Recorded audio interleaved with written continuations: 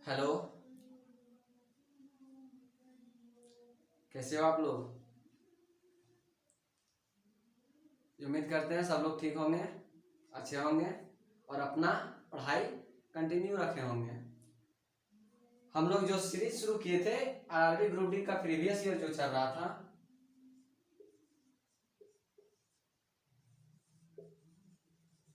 Group D का जो previous year चल रहा था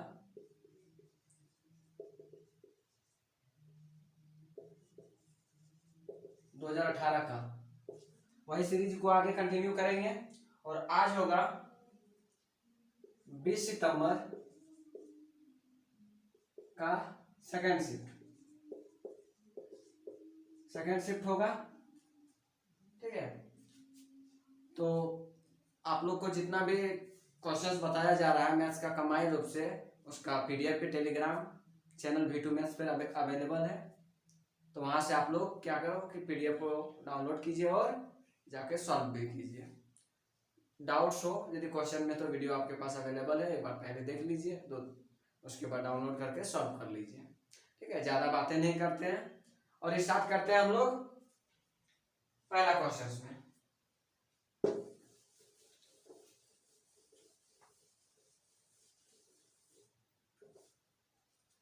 पहला क्वेश्चन बहुत आसान सा क्वेश्चन है कि दो पाइप ए और बी टैंक को क्रमशः 45 घंटे और 36 घंटे में भर सकते हैं।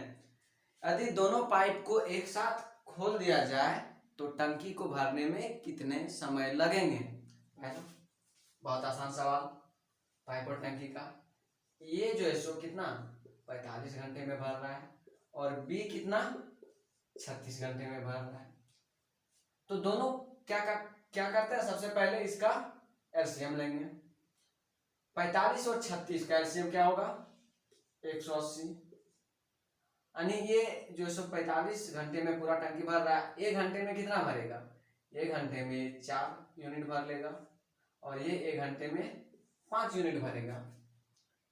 तो दोनों मिल के एक घंटे में 4 यूनिट और एक घंटे में 5 यूनिट, दोनों मिल के यानी ये और बी मिल के एक घंटे में कितना यूनिट भरेगा 9 यूनिट। टोटल कितना है 180 यूनिट और 9 से भाग करेंगे तो टोटल 20 घंटे, 20 आवर में और टंकी को पूरा भर लेगा। तो आसान सवाल था, पहला क्वेश्चन बहुत आसान सवाल था।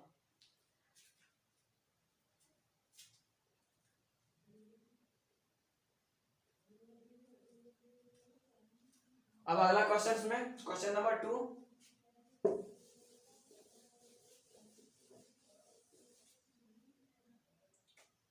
एक फिगर दिया हुआ है,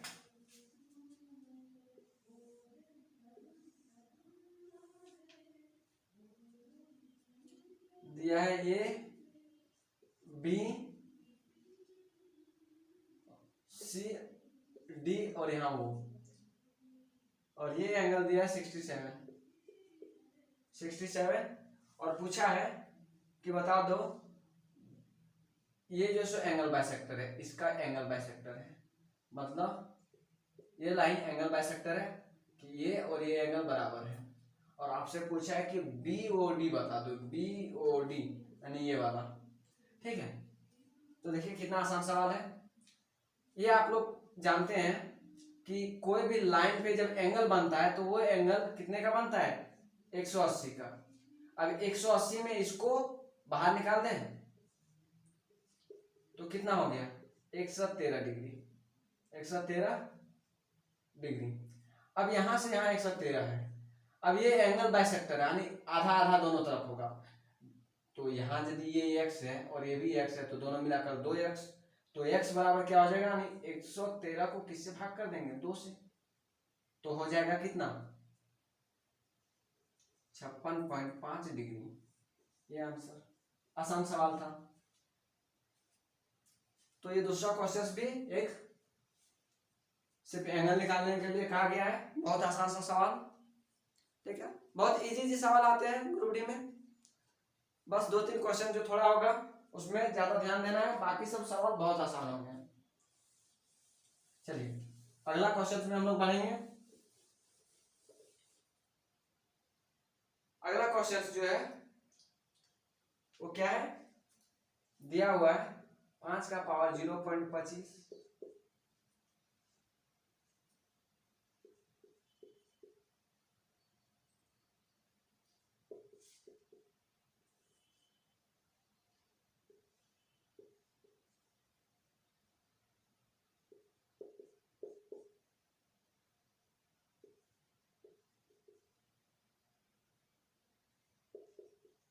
कुछ ये सवाल है।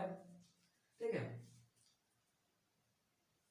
क्वेश्चन आपका ये है। अब कैसे करेंगे इसको, हालांकि ऐसे सवाल को देखते ही दिमाग में आना चाहिए कि कहीं ना कहीं इसका पावर जो है सो काम कर रहे हैं। ठीक है, कैसे एक बार देखते हैं। ये 5 का पावर 0.25 और ये 125 दिख रहा है, ये भी तो 5 का कोई पावर है, तो क्या है ये, इसको लिख सकते हैं 5 का पावर 0.25 गुना, इसको लिख सकते हैं 5 का क्यूब और इस पे 0.25, बिल्कुल लिख सकते हैं। और ये दिख रहा है ये किसका है, ये देखने के बाद 256 किसी का पता चल रहा है,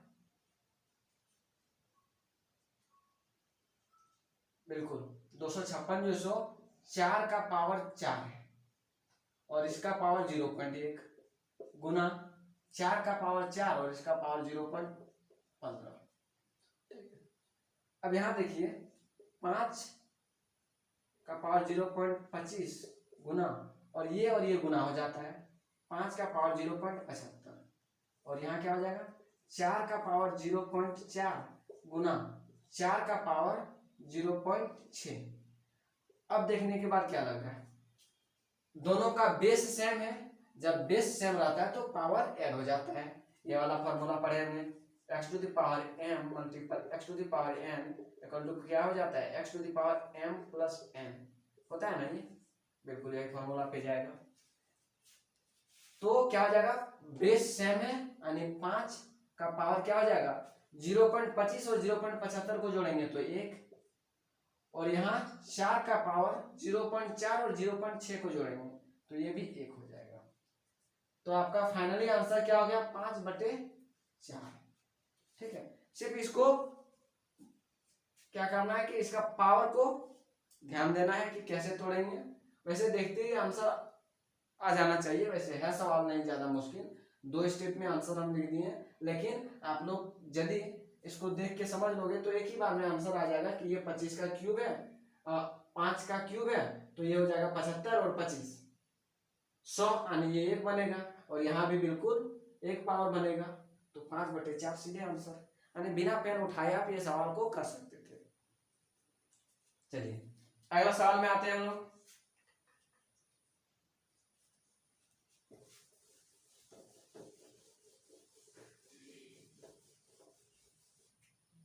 सवाल कह रहा है कि एक ईंट के 7/16 हिस्से का भार, ईंट का 7/16 यानी उसका भार हम x मान लें, यानी पूरे हिस्से को x मान लें तो इसका 60/16x, इसका वजन दिया है कितना 21/8 kg। ठीक है, और आपसे पूछा है कि बता दीजिए ये ईंट का 5/12 भाग का इसका वजन क्या होगा। ठीक है, सवाल बस इतना है कि एक ईंट है उसका 7/16 भाग का वजन दिया हुआ है और आपसे पूछा है कि इसका 5/12 भाग का वजन क्या होगा। ठीक है, तो देखते हैं ये सवाल को कैसे करेंगे।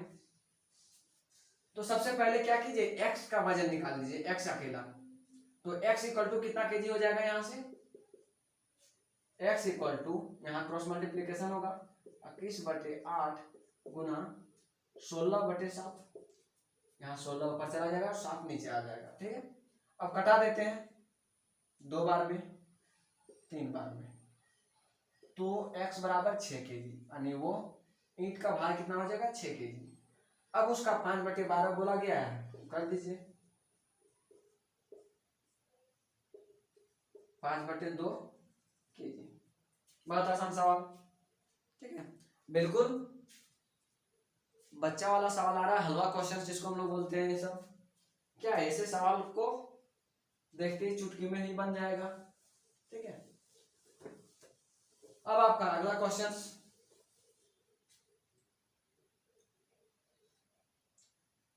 अगला क्वेश्चन एक साधारण ब्याज से है, सिंपल इंटरेस्ट।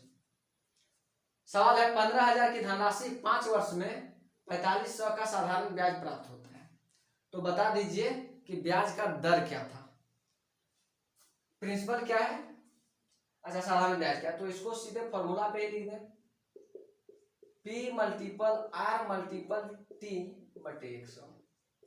ब्याज दिया है, कितना मिल रहा है, टोटल 4500 रुपया।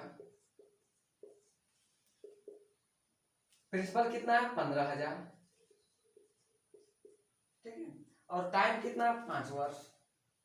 रेट निकालना है और टाइम 5 वर्ष है, बस फॉर्मूला पे बैठा दीजिए, कट रहा है कटा दीजिए।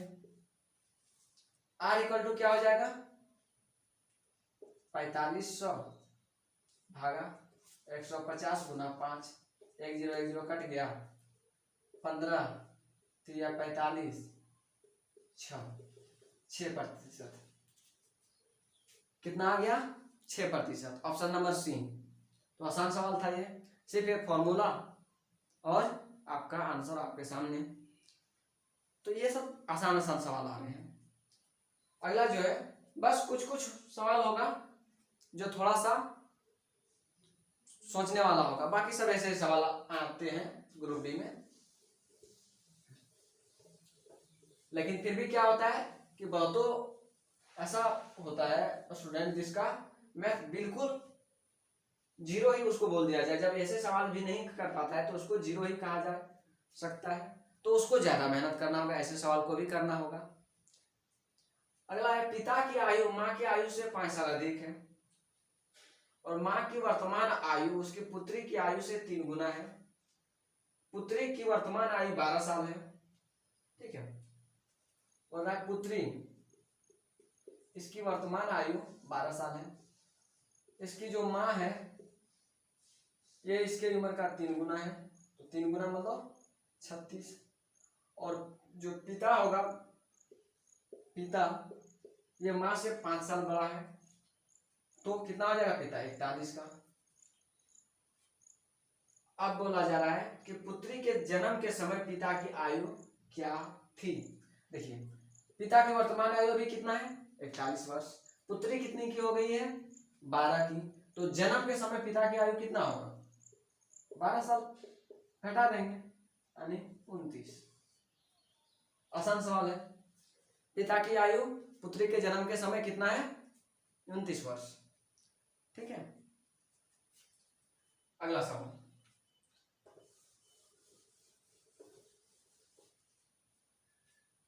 सवाल दिया हुआ है कि 3 बटे -4 और यहाँ एक डैश दिया है और फिर पूछा है -5 बटे 6 और आपको साइन लगाना है, ग्रेटर लेस इक्वल टू ऐसा का साइन। तो ये देखिए, ये सवाल को देखने पे तो ये आसान है, इसको आप कटा के पॉइंट में भी ले जा सकते हैं, लेकिन जब मुश्किल सवाल आए इसमें या फिर थोड़ा सा अलग आए तो उसको कैसे करते हैं। तो सबसे पहले इसका हम लोग टारगेट हमेशा एक ही चीज लेते हैं कि इसका डिनोमिनेटर को बराबर किया जाए। डिनोमिनेटर मतलब हर, अंश हर, ठीक है, तो हर को बराबर किया जाए। तो हर को बराबर कैसे करेंगे, तो दोनों का क्या करते हैं, एलसीएम ले लेते हैं। 4 और 6, 4 और 6 का एलसीएम क्या होता है, 12 होता है, तो 12 करेंगे। 12 करने के लिए इसको क्या करना होगा, 3 बटे 4 और कितना 12 हो जाएगा, और यहाँ -5 बटे 6 और कितना से गुना करें कि 12 हो जाएगा, 2 से, तो यहाँ हो जाएगा ये माइनस में 9 बटे 12 माइनस में, और यहाँ हो जाएगा -10 बटे 12। अब बोलिए कि अब कौन सा साइन लगेगा, दोनों माइनस में है, तो ये आप लोग जानते हैं कि माइनस में हमेशा जब हर बराबर हो जाए तो बड़ा कौन होता है, बड़ा हमेशा छोटा वाला जो माइनस में छोटा रहे, ठीक है, तो ये बड़ा हो जाएगा, ठीक है, साइन ये लगेगा। आ गया समझ में। सबसे पहले इसमें हम लोग एक ही चीज टारगेट करते हैं कि हर को बराबर कर दिया जाए, कैसे, एलसीएम लेने के बाद बराबर हो जाएगा। उसके बाद इसको हम लोग आसानी से साइन लगा देंगे, या फिर जब बढ़ते क्रम घटते क्रम पूछा जाए उसमें भी हो जाएगा। ठीक है, अगला सवाल में आते हैं।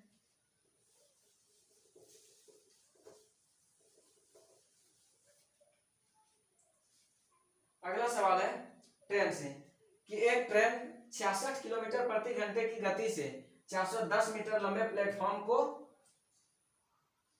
30 सेकंड में पार कर देती है। तो ट्रेन का स्पीड क्या है? 66 किलोमीटर पर आवर। प्लेटफॉर्म कितना लंबा है? प्लेटफॉर्म 410 मीटर, और टाइम कितना ले रहा है? 30 सेकंड। ठीक है, यही तीन चीज दिया हुआ है। तो ये आप लोग जानते हैं कि ये सेकंड में है, ये किलोमीटर है, तो इसको मीटर पर सेकंड में करने के लिए क्या करते हैं? मीटर पर सेकंड, ये होगा मीटर पर सेकंड। ठीक है, अब यहाँ क्या है कि ये स्पीड है, और स्पीड बराबर क्या होता है? दूरी बटे समय बराबर चाल, और फिर चाल गुना समय बराबर दूरी। क्या होता है? दूरी बराबर चाल गुना समय, ये होता है। ठीक है, तो दूरी क्या है? ट्रेन की लंबाई को हम लोग x मान लेते हैं, x मीटर। तो टोटल 410 मीटर का प्लेटफॉर्म है और x मीटर का ट्रेन है। ये पूरा दूरी को चलने में, यानी पूरा दूरी क्या हो जाएगा? चाल यानी 66 गुना 5/18 और गुना समय 30 सेकंड, और टोटल हो जाएगा ये जो भी होगा मीटर में, या इधर भी मीटर है इधर भी मीटर में। अब कटा देते हैं, 6 का टेबल में 11 बार में, ये 3 बार में, और यहाँ 10 बार में। टोटल दूरी क्या हो जाएगा? 11 × 5 = 55, और उसको 10 से गुना करेंगे तो 550 मीटर। अब x का वैल्यू कैसे निकालेंगे? तो 550 मीटर में से 410 मीटर को घटा देंगे, 140 मीटर। तो ट्रेन की लंबाई कितना हो जाएगा?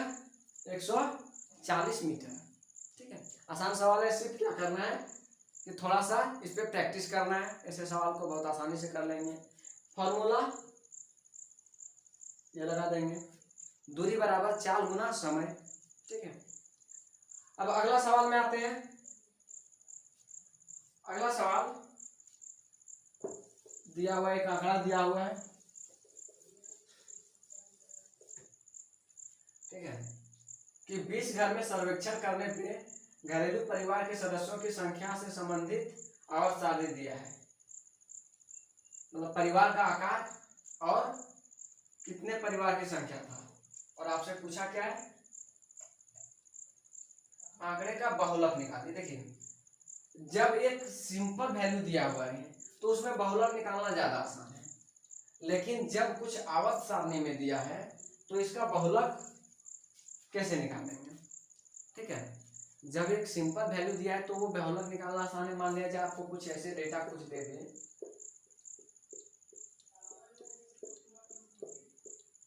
तो इसका बहुलक बोला जाए तो बहुलक अब बहुत आसानी से निकाल सकते हैं। बहुलक ये भी 7 है, 7 7 यानी 3 बार आ गया, तो बहुलक सीधे 7 लिख सकते हैं। लेकिन ये सवाल थोड़ा कुछ हटके है। हटके क्या है कि एक दिया हुआ है आवर्त सारणी। ठीक है, पहले बना लेते हैं इसको थोड़ा सा। क्या दिया है? 1 से 3, फिर है 3 से 5, 5 से 7, 7 से 9, और 9 से 11। ये डेटा कुछ दिया है। ठीक है, और दिया है यहाँ 7, 9, 2, 1 और 1। देखिए ये डेटा दिया है। अब जब इस तरह का दिया जाता है, ठीक है, वर्ग अंतराल इसको बोलते हैं। ठीक है, तो इसका थोड़ा सा समझना होता है। ये क्लास और 10th में आप लोग पढ़े होंगे इस तरह का क्वेश्चन। तो उसको कैसे करेंगे? तो सबसे पहले जो हम लोग निकालते हैं, तो फॉर्मूला पहले जान लीजिए। बहुलक का उसमें फॉर्मूला क्या होता है? बहुलक का फॉर्मूला होता है L plus F1 minus F0 by 2F1 minus F0 minus F2। ठीक है, ये फॉर्मूला होता है और इसको मल्टीपल H। अब देखिए इतना बड़ा फॉर्मूला है, ये क्लास 10th में आप लोग पढ़े थे। तो इसको कैसे करेंगे ध्यान से। तो सबसे पहले बहुलक क्या दिखा, सबसे ज्यादा, उसको लेंगे और उसके साथ तो L पहले इसको लोअर लिमिट बोलते हैं, L निकालते हैं। तो बड़ा में से छोटा को घटा दो, बड़ा में से छोटा को, जो बहुलक दिख रहा है यानी सबसे ज्यादा, उसी के सामने वाला वर्ग अंतराल लेंगे और बड़ा में से छोटा घटाएंगे, तो L 2 आ गया। अब F1 जो है सो F1 यही होता है, जो सबसे बड़ा होता है वो F1 होता है, F0 इसके जस्ट ऊपर वाला और F2 इसके जस्ट नीचे वाला। ठीक है, और H जब पूछा जाए, अच्छा लोअर लिमिट है ना वर्ग अंतराल, लोअर लिमिट जो है 3 5, तो इसमें लोअर क्या है, छोटा क्या है, छोटा 3 है ना, 3, और वो जो शुरू में बताए थे वो H था। H इक्वल टू होता है बड़ा में से छोटा को घटा दीजिए, ये होता है H। ठीक है, तो एक बार ध्यान से देख लीजिए कि जब भी इस तरह का आंकड़ा दिया हुआ और उसका बहुलक पूछा जाए तो फॉर्मूला पहले आपको याद रखना है L plus F1 minus F0 divide by 2F1 minus F0 minus F2 और मल्टीपल बाय H। अब सबसे पहले L निकालेंगे, तो सबसे ज्यादा जो है बहुलक आ गया ना, तो बहुलक में सबसे बड़ा जो है उसके सामने वाला वर्ग अंतराल लेंगे और उसमें सबसे छोटा जो है लोअर लिमिट उसको इंग्लिश में बोलते हैं। ठीक है, सबसे छोटा है उसको लिखते हैं 3 को। अब F1 चाहिए, F1 जो हम लोग सब क्या लिए थे, सबसे ज्यादा जिसमें नंबर था वो F1 है।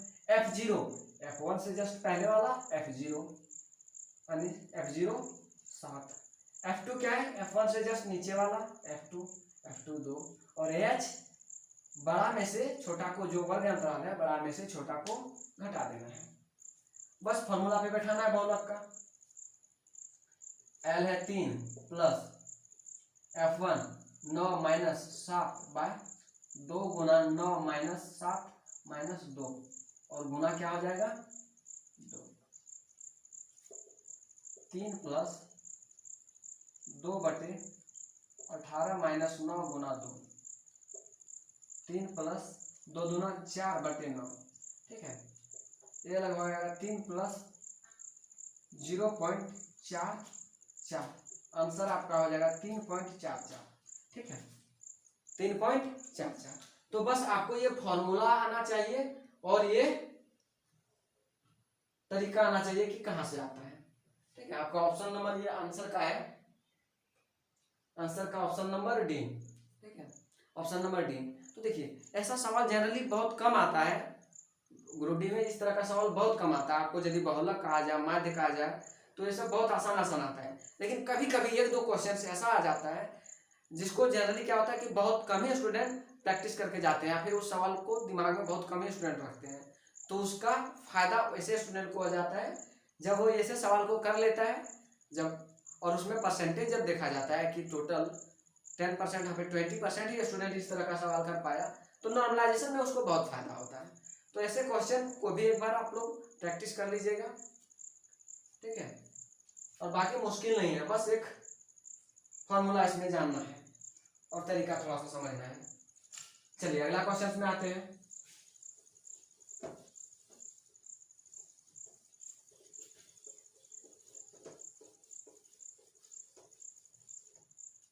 अगला सवाल है, एक और आंकड़ा दिया हुआ है, उसका माध्य से रिलेटेड है।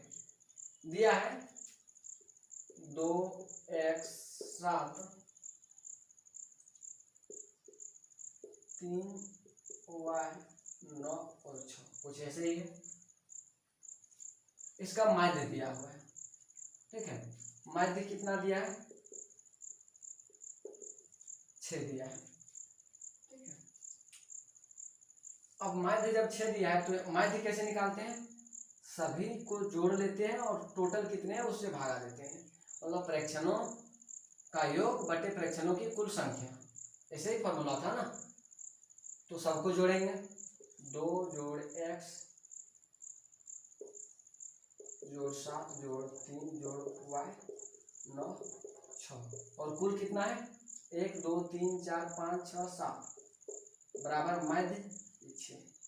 ठीक है, अब यहाँ से सबको 7 2 9 और 3 12 और 9 21 और 6 27 plus x plus y equal to, यहाँ से ये गुना होगा क्या आ जाएगा 42।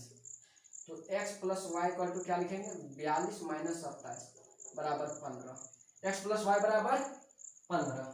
ठीक है, अब आगे कहा है इसमें कि यदि x के जगह 3x प्लस 1 और y के जगह y प्लस 3 हो जाए, x के जगह क्या हो जाए 3x प्लस 1 और y के जगह y प्लस 3 हो जाए, तो माध्य क्या होगा बता दीजिए। तो देखिए सिर्फ x को क्या करना है, यहाँ वैल्यू लिखना है। तो माध्य यहाँ लिखा है, माध्य 2 बढ़ जाता है। तो सबसे पहले सबको फिर से जोड़ेंगे, लेकिन इसका वैल्यू बदल जाएगा। पूरा है 2 प्लस x के जगह x का वैल्यू लिखेंगे 3x प्लस 1, फिर 7 प्लस 3 प्लस y के जगह लिखेंगे y प्लस 3, फिर 9 प्लस 6 और फिर टोटल 7 है। और इसका माध्य जो सो 2 बढ़ जाता है, मतलब 6 से 8 हो जाता है। सबको जोड़ेंगे यदि तो क्या हो जाएगा 2 और 1 3 और 7 10 3 13 और 3 16 और 9 25 और 6 31। कितना हो जा रहा है 31। जब 31 हुआ तो लिखते हैं और प्लस 3x प्लस वाई बराबर, ये यहाँ क्रॉस मल्टीप्लिकेशन करने के बाद 8 7 56 हो जाएगा। अब यहाँ y का वैल्यू लिखें, यदि यहाँ से देखें y का वैल्यू तो y क्या हो जाएगा, यहाँ से y इक्वल टू हो जाएगा 15 माइनस x। ठीक है, तो यहाँ बिल्कुल वही लिखेंगे 31 plus 3x plus 15 minus x बराबर 56। तो यहाँ क्या हो जाएगा फिर 2x बराबर 56 माइनस 31 और 15 कितना हो जाता है 46। तो x बराबर क्या हो जाएगा, 2x बराबर 10, तो x 2x बराबर 10 है, तो x बराबर क्या होगा 10 बटे 2 बराबर 5। ठीक है, और पूछा है x का ही मान। ठीक है, तो समझ में आ गया, क्वेश्चंस कोई मुश्किल नहीं था, बस क्या करना है कि टोटल जैसा कहा गया है वैसे करते जाना है। हो जाएगा कि नहीं होगा। डाउट्स यदि लगे आपकी समझ में ना आए तो कमेंट में आप लोग एक बार पूछ लीजिए। तो x का वैल्यू इसी तरह y का यदि पूछा जाता तो यहां से y का निकाल लेते। ठीक है, चलिए अगला सवाल में आएंगे।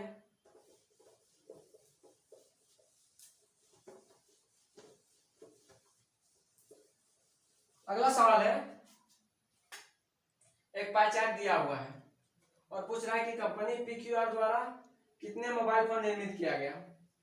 टोटल जो है सो टोटल कुछ ऐसे है 12,40,000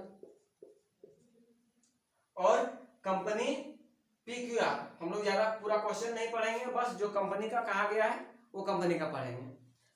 तो कंपनी PQR कितना परसेंट बनाती है 25%। PQR ये टोटल 25% मोबाइल फोन बनाती है। तो कुल 100% है, 100% बराबर इतना, तो 25% बराबर क्या होगा सीधे निकाल दीजिए इसका 25%। एक बार में 3 1 पे कितना जीरो 4 जीरो 3,10,000। ठीक है, आसान सवाल था। पाई चार्ट का जो भी सवाल आता है जनरली बहुत आसान सवाल आता है। ठीक है, अगला क्वेश्चन में आते हैं हम लोग। सवाल बहुत आसान है, बस प्रैक्टिस का जरूरत है। ठीक है, बोल रहा है 4 ऑप्शन आपको दिख रहा होगा। इसमें से बोल रहा है कि निम्नलिखित में से कौन सी संख्या परिमेय संख्या नहीं है। तो आप लोग जानते हैं कि परिमेय संख्या, वैसे ऑप्शन देखते ही आपको पढ़े होंगे कि पाई एक परिमेय संख्या नहीं है, पाई एक परिमेय संख्या नहीं है। क्यों? क्योंकि जब इसको कटाएंगे तो ये कहीं जाके कटेगा नहीं, चलते रहेगा। जब इसको कटाएंगे, ये होता है 22/7 लिख देते हैं, लेकिन ये जनरली वैल्यू होता है 3.14 और इस तरह चलते रहता है। ठीक है, तो ये एक अपरिमेय संख्या। बाकी आप जो भी देखिएगा पहला ऑप्शन में 1728 है। ठीक है, ये क्यूब करेंगे तो ये 12 का हो जाएगा। इसी तरह बाकी जो पॉइंट है वो कहीं ना कहीं लास्ट में जाके कट गया, यानी रिपीट नहीं कर रहा है। तो रिपीट नहीं कर रहा है मतलब वो परिमेय संख्या है। ठीक है, और बाकी जो पाई का वैल्यू है ये बार बार रिपीट करेगा कहीं ना कहीं, और कहीं फिक्स इसका वैल्यू नहीं है। आगे समझ में आया? तो परिमेय संख्या और अपरिमेय संख्या से भी एक सवाल था। अगला जो है सो आते हैं हम लोग, बोल रहा है दिया हुआ है 72 का स्क्वायर।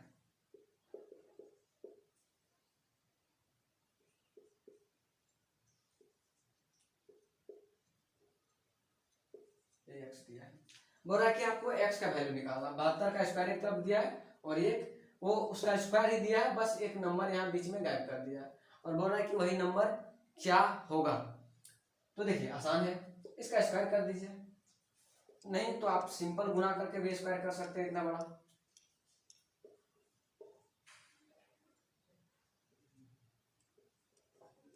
अब देख लीजिए 5 1 ये तो था, लेकिन 4 भी है। एक्स की जगह क्या हो जाएगा? एक्स की जगह 8 हो जाएगा आंसर। ठीक है, आसान सवाल है। अब अगला सवाल में आएंगे। अगला जो है सो त्रिकोणमिति का एक सवाल है। त्रिकोणमिति का एक सवाल है, एडवांस मैथ का भी 2-4 क्वेश्चंस होता है। तो एडवांस मैथ भी आप लोग प्रैक्टिस कर लीजिएगा और ज्यादा फोकस कीजिएगा एडवांस, क्योंकि जो अर्थमेटिक होता है वो तो थोड़ा आसान होता है। एडवांस भी प्रैक्टिस कीजिएगा तो वो आसान लगेगा, लेकिन होता क्या है जनरली प्रैक्टिस नहीं करने के कारण वो काफी मुश्किल लगने लगता है। क्योंकि एडवांस जनरली क्या होता है, रेलवे जो तैयारी करता है स्टूडेंट, तो एडवांस को उतना फोकस नहीं करता है। लगता है कि ऐसा चलो 1-2 सवाल आएंगे हो जाएगा, आसान होगा, लेकिन वही कभी कभी थोड़ा सा आ जाता है आसान से थोड़ा सा ज्यादा, तो छोड़ के आना पड़ता है। इसलिए एडवांस को भी फोकस करना है और उसको भी सॉल्व करना है, और प्रैक्टिस एडवांस में थोड़ा ज्यादा कीजिए। यहां दिया हुआ है 3 sec स्क्वायर एक्स प्लस, अच्छा माइनस है ना, -2 tan स्क्वायर एक्स बराबर यहां दिया है 6, और बोला गया कि x का वैल्यू बता दीजिए। x का वैल्यू ये भी दिया है कि 0 से 90 के बीच में ही होगा। x का वैल्यू क्या होगा? 0 से 90 के बीच में। ठीक है, तो कैसे निकालेंगे वो वैल्यू?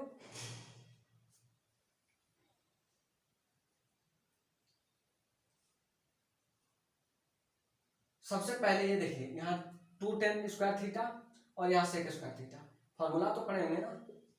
फॉर्मूला के पहले इसको तोड़ लेते हैं। यहाँ भी 2 और यहाँ भी 2, तो इसको लिखे हैं sec square x plus 2 sec square x minus tan square x equal to 6। अब यहाँ से ये sec स्क्वायर एक्स रहने देते हैं, 2 को कॉमन करें और sec square x minus tan square x कर दें तो क्या होगा? 6 होगा। तो ये आप लोग पढ़ेंगे कि sec square x minus tan square x ये बराबर कितना हो जाता है? 1। तो क्या होगा? 2 गुना 1 2, यानी यहां लिखें sec स्क्वायर एक्स प्लस 2 बराबर 6। तो sec स्क्वायर एक्स बराबर क्या होगा? 6 माइनस 2 बराबर 4। अब sec एक्स यदि आपसे पूछा जाए तो √4 यानी 2, और sec कितना का मान 2 होता है? sec कितने डिग्री का मान 2 होता है? तो sec 60 डिग्री का मान 2 होता है, यानी x बराबर कितना आ गया? 60 डिग्री। आया समझ में? तो आपको एक फॉर्मूला याद रखना था और आंसर आपके सामने है। आसान सवाल है। ठीक है, तो इस तरह का भी क्वेश्चन है जो आप लोग थोड़ा सा प्रैक्टिस कर लीजिएगा। आसानी से हो जाएगा, कोई मुश्किल सवाल तो है नहीं। चलिए अगला सवाल में आते हैं।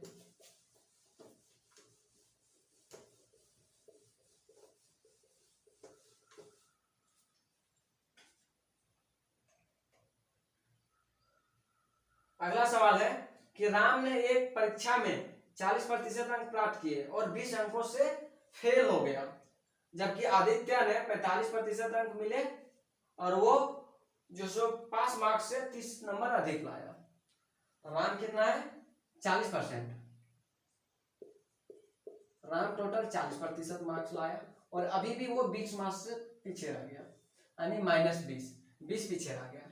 जबकि आदित्य जो है, आदित्य उन्होंने 45% मार्क्स लाया और वो पास मार्क्स से 30 मार्क्स ज्यादा ले आया। अब देखिए ये 40% ये 45, टोटल अंतर कितना का है 5% का, और यहाँ अंतर आप लोग क्या कर दीजिएगा 10%, 10 अंक का नहीं है। देखिए ये पास मार्क्स का लाइन है, यदि लाइन से देखें तो यहाँ पास मार्क्स है। अब ये पास मार्क्स से 30 ज्यादा लाया और ये पास मार्क्स से 20 कम रह गया, तो टोटल कितना है, यहाँ से यहाँ 20 और 30 50 हो गया ना।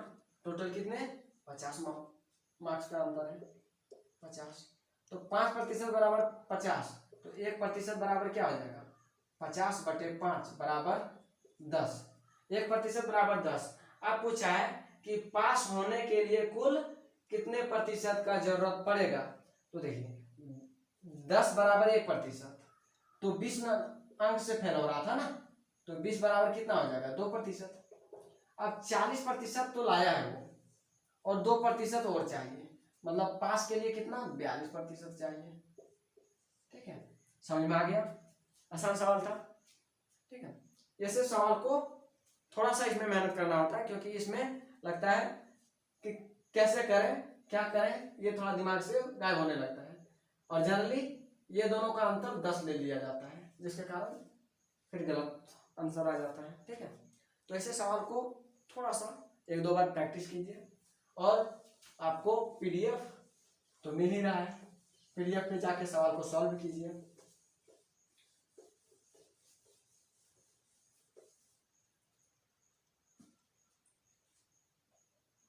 अगला एक दिया है, बहुत आसान सवाल है।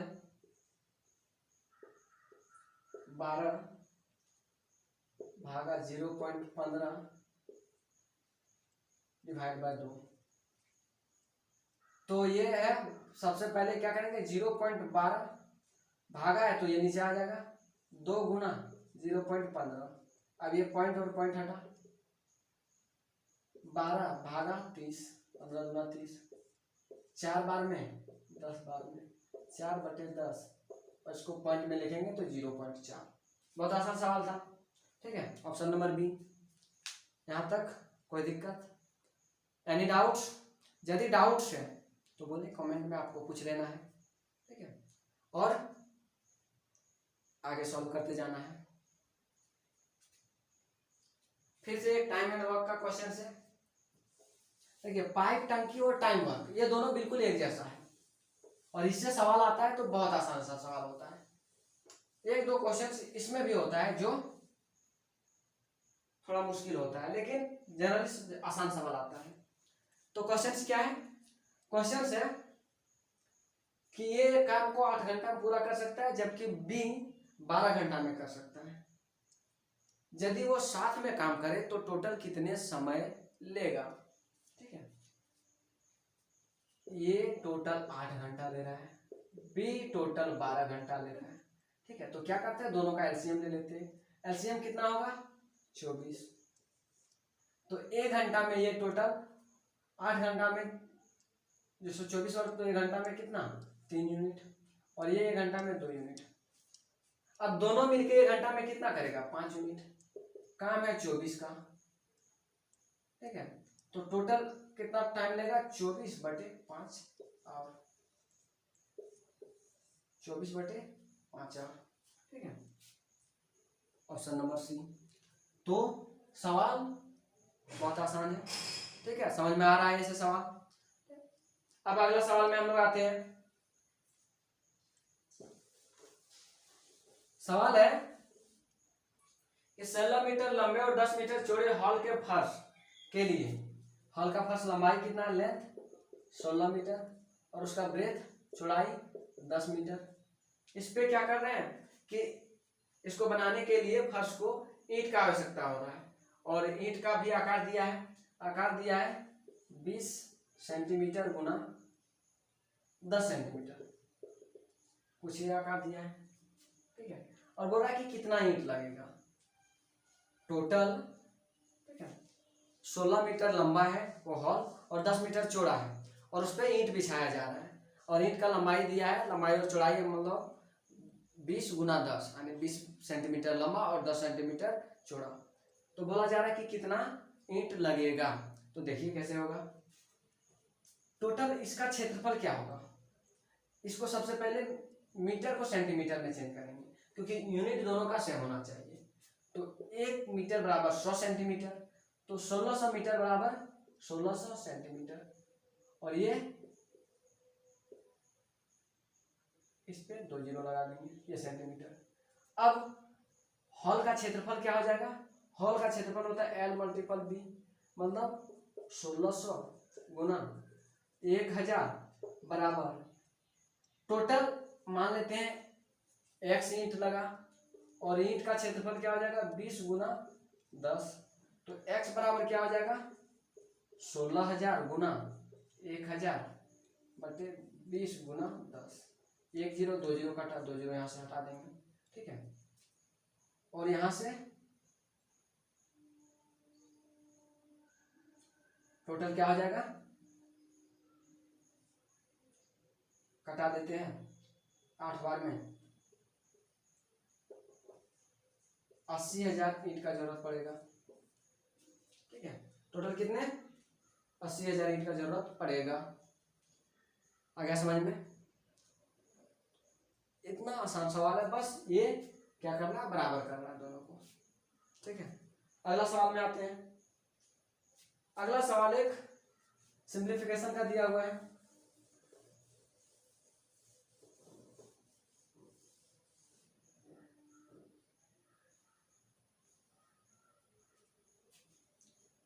अच्छा, पिछला सवाल में क्या है, 80,000 नहीं बल्कि 8,000 होगा, क्यों, क्योंकि 1600 होगा, 16,000 लिख दिया था, यानी 1 जीरो एक्स्ट्रा लिख दिया था, ठीक है।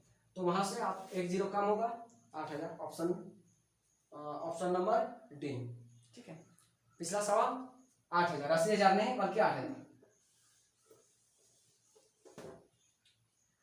सिंप्लीफिकेशन का क्वेश्चन है 78 माइनस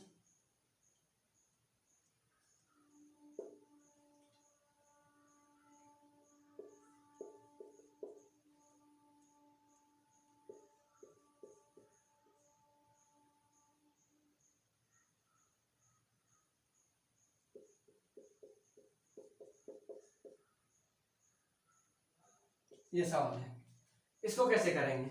तो सबसे पहले छोटा ब्रैकेट का काम करते हैं, 25 में से ये गुना होगा, छोटा ब्रैकेट में भी गुना 20, तो यहाँ कितना बचेगा 5। अब ऑफ का काम होगा, 15 ऑफ मतलब गुना 5, यहाँ 5 ही आया ना, तो 3 गुना 5 बराबर 15, तो यहाँ क्या हो जाएगा 5 जोड़ 15, तो यहाँ से हो गया 20।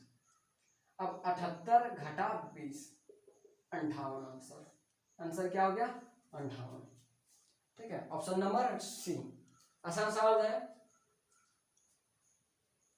अब अगला क्वेश्चन, क्वेश्चन नंबर 20 में आएंगे। बोला एक व्यक्ति के वर्तमान में आरबीसी की संख्या 54,000 है, और प्रतिदिन उसका जो सो 5% की दर से बढ़ रही है, तो 2 दिन बाद उसका आरबीसी कितना होगा। अभी वो आदमी का कितना 54,000 आरबीसी है, और प्रतिदिन उसका 5% बढ़ रहा है, तो टोटल कितना होगा।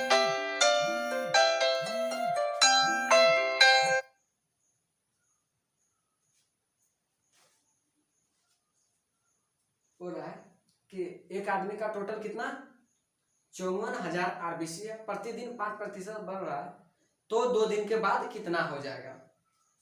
तो देखिए अभी उसका 54,000 है। अब एक दिन में 5% बढ़ा, मतलब कोई भी चीज अपने आप में 100% है, तो ये कितना हो जाएगा 105% पहला दिन। फिर दूसरा दिन 105%, मतलब नीचे 0, 2 कटा, एक यहाँ कटा देंगे, और क्या कटेगा 5 दूना 10, 21 बचे, ये 27। अब क्या हो जाएगा 27 गुना 105 गुना 22, ठीक है।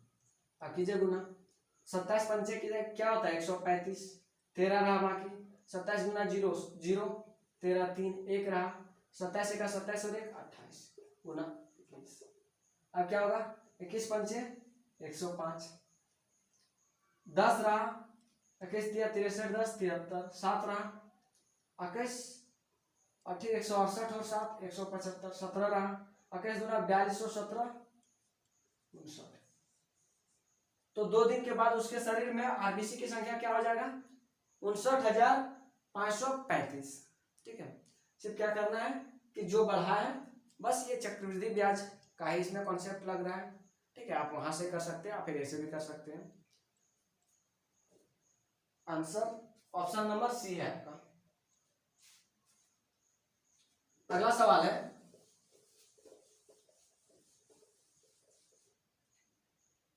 कि एक समकोण त्रिभुज का न्यून कोण दिया हुआ है, तो अन्य न्यून कोण, देखिए समकोण त्रिभुज है, ये 90 का है, और एक न्यून कोण कितना दिया 58 का। अब ये 90 है, अन्य समकोण है, ये 58 है, तो दूसरा क्या होगा 90 माइनस 58, क्योंकि ये दोनों मिलकर 90 बनेगा, तो क्या हो जाएगा 32 डिग्री। आंसर बहुत आसान सवाल था ये, ठीक है। क्वेश्चन नंबर 22 में आएंगे। बोल रहा है कि एक व्यक्ति जो सो 22 नंबर क्वेश्चन।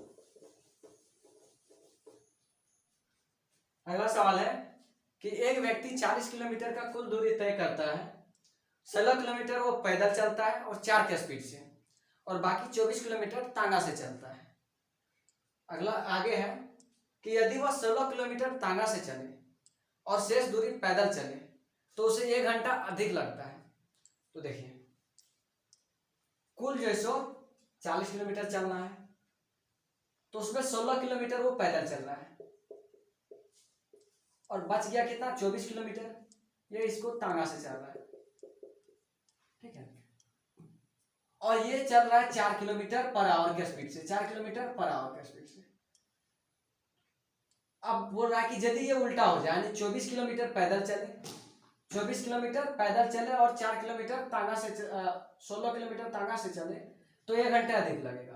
तो देखिए 16 किलोमीटर पहले पैदल चला 4 के स्पीड से, प्लस 24 किलोमीटर वो x के स्पीड से चला, और यहाँ उल्टा करेंगे 24 किलोमीटर वो 4 पैदल चलेगा 4 के स्पीड से, और 16 किलोमीटर तांगा से चलेगा x के स्पीड। तो इसमें 1 घंटा ज्यादा लग रहा है, मतलब यहाँ 1 घंटा जोड़ देंगे तो बराबर हो जाएगा, ठीक है। अब कटाते हैं 4 घंटा प्लस 24 बटे x प्लस 1 बराबर यहाँ हो जाएगा यहाँ 6 प्लस 16 बटे x। अब यहाँ हो जाएगा 4 और 1 5 को उधर ले जाएंगे तो 6 माइनस 5 घंटा, और 16 को इधर ले जाएंगे तो 24 बटे x माइनस 16 बटे x। फाइनली आपका होगा 8 बटे x बराबर 1, x बराबर 8 किलोमीटर पर आवर, ठीक है। तो आपको सिर्फ इक्वेशन सॉल्व करना है, कोई मुश्किल सवाल नहीं था। चलिए अगला सवाल में हम लोग आते हैं। अगला सवाल है HCF आपको निकालना है, HCF निकालना है 64, 28 और 96, कुछ ऐसा ही है, ठीक है। देखिए HCF जब भी कहा जाए निकालने, तो वो भाग विधि जो बताए थे पहले, पीछे का वीडियो देख लीजिएगा, आप फिर सबसे बड़ा नंबर से भाग करने लग जो ऑप्शन में दिख रहा है आपको 4 ऑप्शन, 4 में सबसे बड़ा नंबर से भाग कीजिए। जब सब भाग लग जाए तो वही HCF होगा। बड़ा से देखना, पहले सबसे बड़ा, नहीं लगा तो उससे छोटा, फिर उससे छोटा, 4 ऑप्शन है ना, और फाइनली सबसे छोटा देखना। तो इस बार ऑप्शन से देखते हैं। ऑप्शन है 8, 4, 1, 2, कुछ ऐसे। तो सबसे पहले 8 से देखेंगे। 8 से तो 64 लग जा रहा है और 96 भी लग रहा है। क्या 28 लग रहा है? 28 नहीं लग रहा है। 4 से, क्योंकि 8 से छोटा 4 है, तो 4 से 64 लग रहा है, 28 भी लग रहा है, ये भी है, ये भी और ये भी। तो HCF क्या हो जाएगा? HCF 4। तो आप ऑप्शन से कर लीजिए। आप फिर भाग विधि आपके पास है, पीछे का वीडियो। भाग विधि क्या था? जो सेकंड लार्जेस्ट नंबर है इससे बड़े को डिवाइड करेंगे। एक बार में 64 घटाएंगे 32, ये हो गया 64, 2 बार में 32, 2 बार में 64 और 32। अब पूरा कट गया, पूरा कट गया। अब जैसे पूरा कट गया तो अब 32 आ गया। अब ये नंबर क्या है? ये नंबर जो सो अब 28। अब 28 से इस 32 को भाग करेंगे तो एक बार में 28, 4 आया, 28, 7 बार में, तो पूरा कटा दिया 4 से, तो HCF 4 आ गया। ठीक है, तो HCF का आप ऑप्शन से ले लीजिए या फिर ये तरीका से जिससे बनाना है आपको सॉल्व करना है, सॉल्व कीजिए। अगला सवाल है, लास्ट सवाल है आज का। टोटल 24 क्वेश्चन है ये शिफ्ट में। ठीक है, क्वेश्चन है कि एक कक्षा में किसी दिन 5% विद्यार्थी अनुपस्थित रहता है। उपस्थित विद्यार्थी टोटल 38 है, मतलब 5% अब्सेंट रहा, तो प्रेजेंट कितना रहा? प्रेजेंट टोटल 95% रहा, और इसी 95 का वैल्यू 38 दिया है, तो 100 का वैल्यू क्या हो जाएगा? बोला टोटल कुल कितने छात्र हैं, तो 95% बराबर 38, 1% बराबर 38 बटे 95, तो 100% को 100 से गुना कर दीजिए। 19 पंचे 19 दूना ये 20, टोटल क्या हो जाएगा? 2 गुना 20 बराबर 400, सॉरी 40। ठीक है, आसान सवाल था, कोई मुश्किल क्वेश्चन है नहीं। तो इस तरह आपका टोटल 24 क्वेश्चन ये शिफ्ट में था और टोटल सवाल हो गया। यदि आपको कोई भी सवाल में डाउट्स लगे तो आप कमेंट में पूछ लीजिए, आपको डाउट्स क्लियर करवाया जाएगा। ठीक है, और फिर से वो क्वेश्चन बता दिया जाएगा। और क्वेश्चन आपका PDF Telegram channel V2 maths जो नाम से यूट्यूब चैनल है, बिल्कुल टेलीग्राम चैनल भी वही है, वहां से आप लोग PDF डाउनलोड कीजिए और सॉल्व कीजिए। ठीक है, और तैयारी जोरों शोरों से स्टार्ट कीजिए करना, क्योंकि एग्जाम डेट अब धीरे धीरे सबका रिलीज हो रहा है। SSC का एग्जाम डेट आ गया। ठीक है, NTPC 7 फेज का जो एग्जाम बाकी था उसका भी डेट आ गया। तो इसके बाद ग्रुप डी ही बचा हुआ है, तो ग्रुप डी जितना ज़्यादा से ज़्यादा हो सके प्रीवियस मैथ कीजिए, क्योंकि वही पैटर्न को फॉलो करेगी इस बार भी ग्रुप डी। तो मैथ्स में आपको सॉल्व करना है, डाउट्स रहा तो वीडियो आपके पास अवेलेबल रहेगा। चलिए ठीक है, थैंक यू।